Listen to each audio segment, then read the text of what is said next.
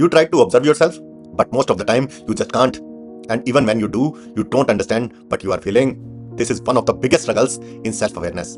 When we practice self awareness, we say, I don't know how to observe myself. Sometimes I can do it, sometimes I can't. I don't even understand what I am feeling. But the truth is, the problem is not that you can't observe. The problem is you trying too hard. Observation is not something you do. It's something that happens when you stop interfering. The moment you try to observe, you bring the mind into it. And mind starts analyzing, what am I feeling? Why am I feeling this? Is this right or wrong? And this becomes overthinking, not self-awareness. Real observation is very simple. If anger comes, just know, I am feeling anger. If you feel happy, just know, I am feeling happy. That's it.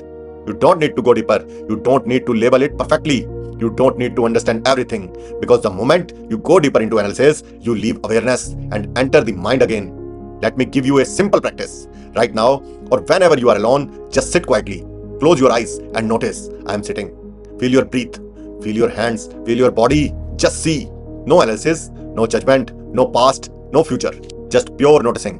Awareness is always in the present moment. It doesn't analyze, it doesn't explain. It only sees.